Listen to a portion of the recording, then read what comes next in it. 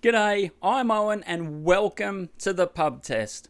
This is the first video in a series on the assassination of Abraham Lincoln and the various conspiracy theories that have been put forth as to how that event came about. Now, we can say it was a conspiracy because it wasn't just John Wilkes Booth who pulled the trigger that was responsible for this crime. But who really was the mastermind behind it? Well, we're going to look into that. Yet, the next video in this channel, so I won't be doing this series sequentially. The next video will be a Jack the Ripper suspect. And we've done one or two of those videos on this channel, so if you're into that, go check them out. But now, let's focus in on who was behind the assassination of Abraham Lincoln. Could his vice president, Andrew Johnson, be the person responsible for the conspiracy? Well, let's put it to the pub test.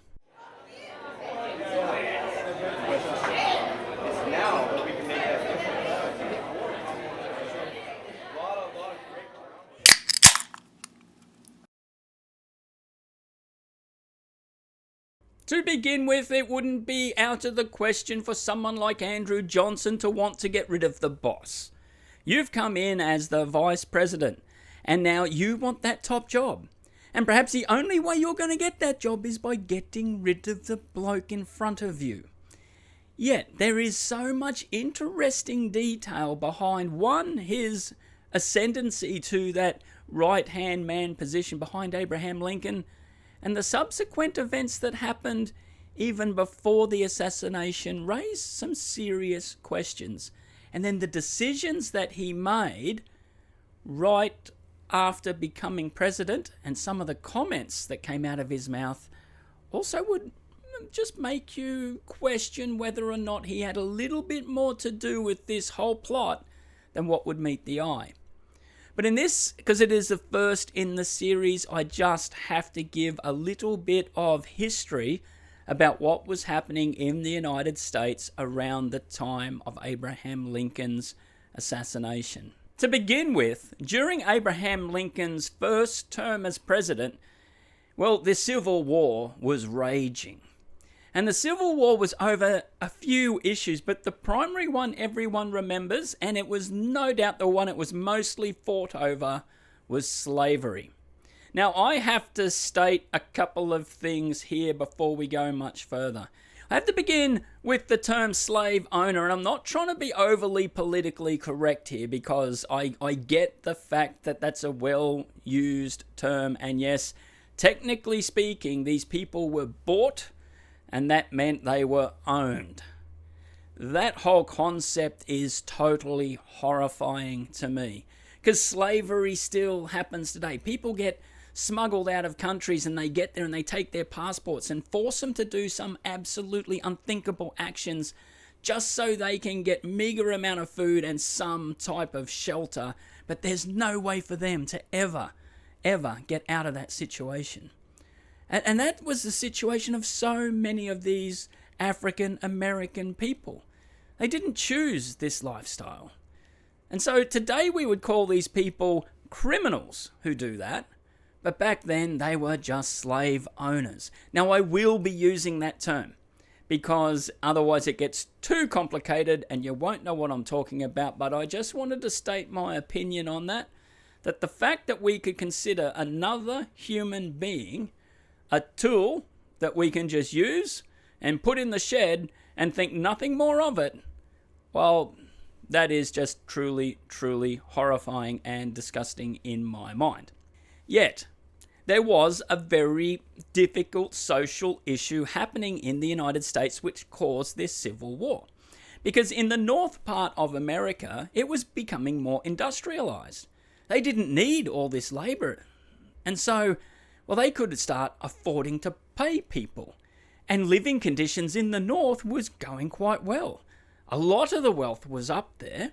And so these people are looking down saying, well, we don't want slavery anymore. That doesn't represent the country that we are. And so a movement started to abolish this practice of owning people. But you see, the problem is down south, well, they weren't as industrialized. They still had some wealth, but the farms down there were massive. Big, large-scale farms. Whereas up north, the farms were a lot smaller. But if you've got large-scale farming, well, that takes a large amount of labour. And where's that labour going to come from? For generations, not just for 5 years, they've gone and bought some tools. No, for generations, they were relying on this free labour to make their money. And now these quite well-off people down south are saying, well, if we lose our labour, we're going to lose our livelihood. Our way of life is in jeopardy. Those bludgers up north don't understand that. We're not having it. Now, I get where they're coming from, though I disagree totally with slavery. But it would be similar in Australia if they turned around today and said, we're getting rid of tractors. And on your farms, you can no longer use a tractor. And where I live, we have large-scale farms. Huge things. And so if you didn't have a tractor, you wouldn't be able to get your work done and you would go broke. So I see their concern. I just disagree with the way they went about it. I mean, they were doing okay. Perhaps sharing the wealth a little bit may have been the better option. But, you know, people's views sometimes are not that easy to change. So states started to cede from the Union. A lot of southern states said, well, we're having no part of you. We're forming our own confederation. So the Confederacy then fought the Union. Now, you would think on the surface of it, when you look at it, the Union, the northern part, well, they had the numbers. They had most of the wealth and the manufacturing. And so it would have appeared, if you were on the north side, that this is going to be quite an easy march through and you'll sort this out and it'll be done and dusted. But perhaps what was underestimated by the North was that in the South, well, they were country lads. They were farmers. They were fairly robust. They weren't living in these cities. They were well armed, even though less in number. We would call them scrappy. And they put up one heck of a fight to keep their way of life. Now, I don't know enough about the history of the United States or all the battles that happened and whatnot.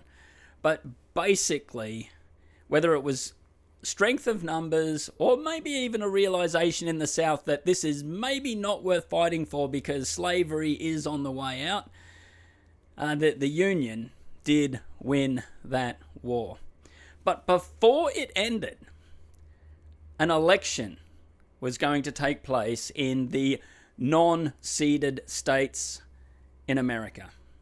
So not every state and I don't understand the American system with the electoral college and all that sort of thing. We hear about it sometimes on the news when there is a United States election, but not everyone was voting in this particular election. But Abraham Lincoln had his vice president at the time being Hannibal Hamlin. Now, he realized that there would be a problem here because a lot of the people may not have necessarily got behind him because there was a lot of anxiousness because of this war going on. So he decided, or whether it was him or many other people, that a new political party, or at least a merge, would happen temporarily, called the National Union. So Abraham Lincoln ran first time as a Republican, but then he's formed this National Union, and instead of running with Hannibal Hamlin, who seemed to be a very, very good operator, a very good vice president. But he had to choose someone that maybe people down in the South could get behind. And so there was a state right slap bang in the middle of all these ceded states. And the governor was Andrew Johnson. So he said, well, you will be my running mate. And I believe Andrew Johnson's political leaning was actually being a Democrat. So now you've got a Republican and a Democrat, which are apparently the two opposing sides. Well, they've now joined this joint ticket to run as president. And subsequently, Abraham Lincoln wins. And you would think he would have won by an absolute landslide. And this is why I don't understand American politics at all. In fact, I don't really understand politics at all, so I'll just put that out there. But apparently he got like 200-odd college votes to 3 for the opposition. But he only won by 10% of the popular vote. So almost half the people voted for the other guy. So maybe strategically it was a smart move to choose Andrew Johnson as his running mate to get into office. Now, it's important to state here that Andrew Johnson actually was officially listed as that title slave owner, not criminal, but slave owner. And many people say Abraham Lincoln actually had that title too, but I've actually not found any evidence whatsoever to say that Abraham Lincoln ever owned slaves. In fact, in all the lists I've seen, he is not one of those presidents. So I don't know where that information comes from, but if you do know that he did, then let me know down in comments as a bit of a correction. But to my knowledge, that's just not the case. Now, the war ended, the Civil War ended a month after the inauguration of President Lincoln to serve his second term as president. But it was actually at that inauguration that things started possibly going downhill a little bit for this Lincoln-Johnson partnership. Now, firstly, the inauguration had to take place at a certain time. But Johnson said, I can't make it. I'm a bit sick, a bit under the weather, so can we just put it off for a couple of months? And Lincoln's like, well, thank you for that message, but no, you're coming to Washington. We've got to get this done. So he goes, all right, let's go. But I'm really not feeling all that well. But he booked a room at a fairly swanky hotel, and it said that he had a particular way of trying to remedy this sickness that he was going through, and it just wouldn't leave him, but he'd have a few whiskeys. Get a couple under the belt and see how that goes, because that's got to be good for you. Well, anyway, there was a bit of concern whether or not he could even attend this inauguration to become the vice president. But it's interesting that it was actually Hannibal Hamlin who was trying to get him across the line, get him to this particular event so they could move forward with whatever policies and procedures they wanted to put in place. And so Hamlin coaxes Johnson down into the White House or wherever they were doing the inauguration and tries to straighten him up and make sure he's right. And apparently Johnson says, look, I'm just feeling not good, but I know what will cure me. There's 2 different reports on this too, by the way. But I'm going to go with the one which I found the most amusing. So Johnson says to Hamlin, do you have any whiskey? That'd just help, settle the stomach a little bit. I'd be okay with just a little bit of whiskey. So Hamlin goes, well, actually, I've banned whiskey in this area. No one's meant to have any, but I'll send a bloke across the road to get a bottle and bring it back. So it's like, well, that'll be all right. So Johnson gets this whiskey, gets a tumbler. She pours her in. He's got a whole tumbler full of whiskey, according to this report, and drinks it down like it's water. He goes, well, that was not bad, but then decides to go again and has a second tumbler full of whiskey and drinks it down quickly. He goes, you know what? That's made me feel better. And they're walking down the hallway and he goes, oh, hang on a sec. Hang on. I just got one more thing to do. So he turns back, bolts back to the office, gets the whiskey and a tumbler and goes a third time, sculls it down and goes, now I'm ready to go. The other story is he just drank a little bit of brandy or a fair glass of brandy. I believe this story for what happens next. He's meant to put his hand on the Bible to give the oath. He apparently grabs the Bible, kisses it, and starts waving it around his head. And people are thinking that's a bit mad. But then he starts giving this rambling speech. And he's going on, and he's having a crack at a lot of people here. And it's said by some reports, and the reporting we're going to look at shortly as well, but he's very red in the face, which can be an indicator of slamming a few whiskies. Now, Hamlin, the former vice president, who stood aside so that Andrew Johnson could take his job, is sitting behind him, apparently pulling at the jacket, going, yeah, buddy, you've said enough, sit down. And he's just brushing him away, going, nah, I've got more to say. But during this time, Abraham Lincoln, who had other things to do, now he's turning up for his inauguration as president, he's walked into this room, and by all reports, and this is fairly consistent in the reporting, the moment he walks in the door, he froze for a second with a look of shock and horror on his face. Then he goes and takes his seat, apparently recomposed himself, but closes his eyes for the rest of Johnson's speech. And it's said in his memoirs and so forth that he would do that, close his eyes, so that people couldn't gauge his reaction. But I think it's safe to say what he really thought of this bloke, because following this inauguration, Andrew Johnson is basically sidelined. He's banned from doing any media. He's not really included in any decision making. Now, he's meant to then also swear in all the other members of parliament or whatever it is, but he can't do it. So someone else has to step in and take that role.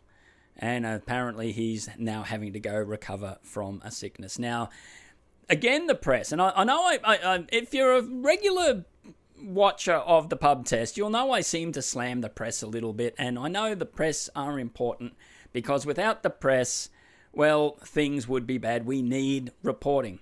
But I think it's safe to say that it doesn't matter what stage of history, people have their own opinions, even in the press, and it does, what's the word I am looking for? Change.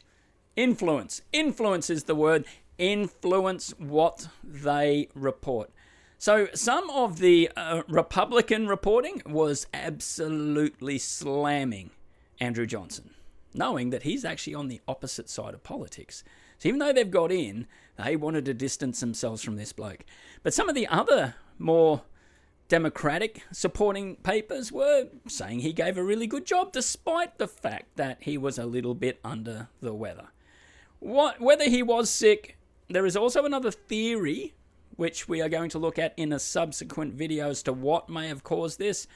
But at this stage, I personally think it was the 3 tumblerfuls of whiskey.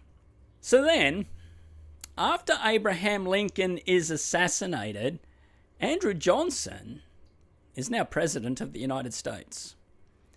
Yes, the bloke who appeared raging drunk is now running the country.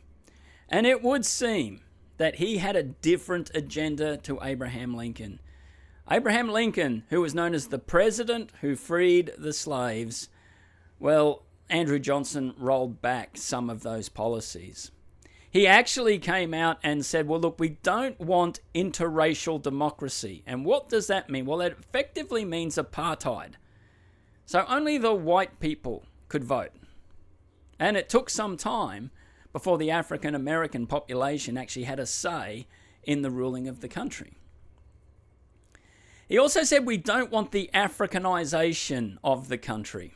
Now, about 6 months ago, I probably would have said, well, that was just reflecting the views of the time. He wasn't necessarily racist, but a few comments have pointed out to me, and it has changed my opinion. Now, that's racist. That's dreadful. It doesn't matter what the general consensus is at the time. If you don't view a human being as equal to you at any stage of your life, well, at that point in your life, you're a racist. And there's no two ways to you can't paint that in any good light. So yes, it would seem that the Southern view of the slavery issue was now starting to creep up into the policies of the United States because of the Abraham Lincoln assassination. So when Andrew Johnson's term came to an end, he would have to stand again for re-election. But now this National Union Party had split up.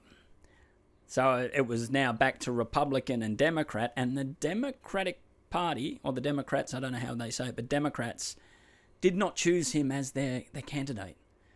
And there was no way the Republicans were. So he did not stand for re-election. But on his way out, and I know that this has been in the media a bit just recently for various reasons, but Both the last two United States presidents, including the current one and the one before him, handed out a few pardons. Well, so did Andrew Johnson. He handed out pardons to all sorts of Confederate leaders.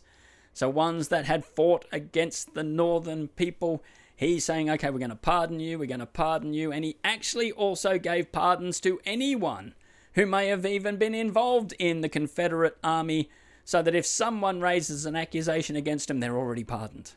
So he just gave a blanket pardon to so many people.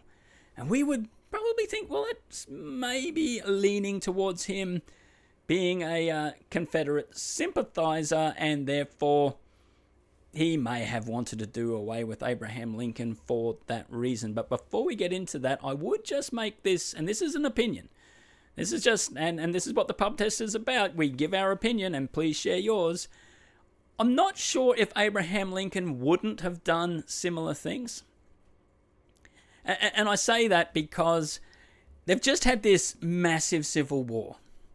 The most biggest upheaval internally that the United States, I believe, ever went through. And now's the time for healing. So do you go on a witch hunt and try and track down everyone who fought on the other side? Or do you try and make peace by extending that olive branch, saying, well, look, that happened. Now let's all just get back together and move on. And would Abraham Lincoln not have also imposed those policies of no interracial democracy back in that time? Also for that reason, I don't know. And that's just speculation. But definitely I could see him giving the pardons to the Confederate people, because that would have been a smart political move and a bit of a healing for the nation. Well, now you're saying, well, that's all very interesting, Owen, but what about the actual assassination of Abraham Lincoln? Was there even a connection between Andrew Johnson and John Wilkes Booth, the man who pulled the trigger?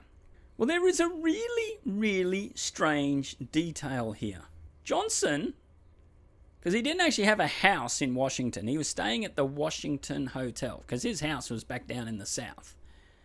John Wilkes Booth went to that very hotel 7 hours before the assassination and left a note for Andrew Johnson saying, "Don't wish to disturb you. Are you at home? J. Wilkes Booth." And Andrew Johnson's secretary confirmed that that note was put in Andrew Johnson's little notice box or letterbox or whatever he had. Why was John Wilkes Booth trying to catch up with Andrew Johnson? Well, it's obviously they must have had some type of connection, because if you're talking to the Vice President of the United States, I would suggest you would not be so informal. Now, I know things probably were a bit different back then, but I would still think you would have to introduce who you were, state a little bit more about what you were doing. But that was just too quick, that note. So it raises big suspicions. Now, Booth had performed in theatres many times down in Nashville when Johnson was the governor of Tennessee.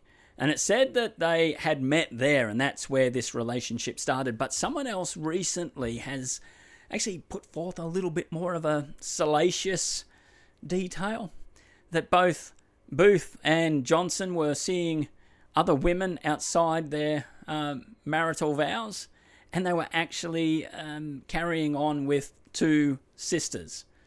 So keeping it all in that family, at least, I guess. But that would suggest that they were more than just casual acquaintances, but that has not been verified. If anyone can prove that, I could not find any verification for that, but it is an interesting story.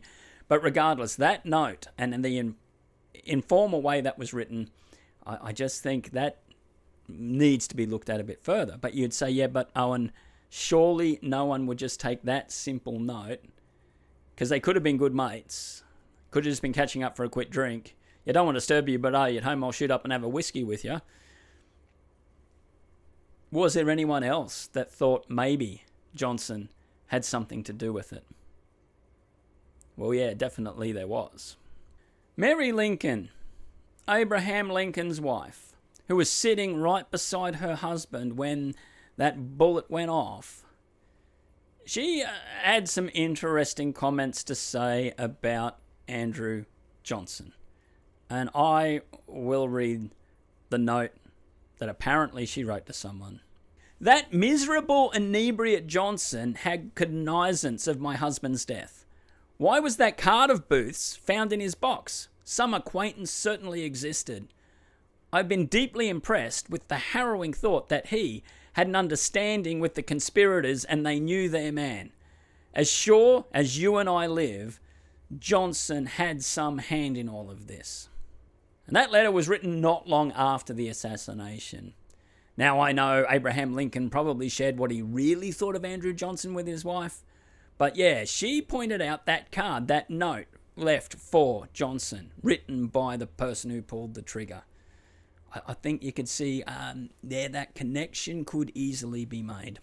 Well, an assassination committee was formed to investigate if Andrew Johnson actually did have a hand in that particular crime, and they could not find any hard evidence. And I have to stress that hard evidence point, because I think there may have been a little bit of evidence that could tie him in, but it was way too circumstantial. However, I will say this, when I hear the word committee, I get a cold sweat, because the old saying, what is a camel? It's a horse designed by a committee. You put a bunch of people together and I don't always think they come up with the right solution. But there is going to be a bit of a consistent theme in this series, and that is the demise of John Wilkes Booth.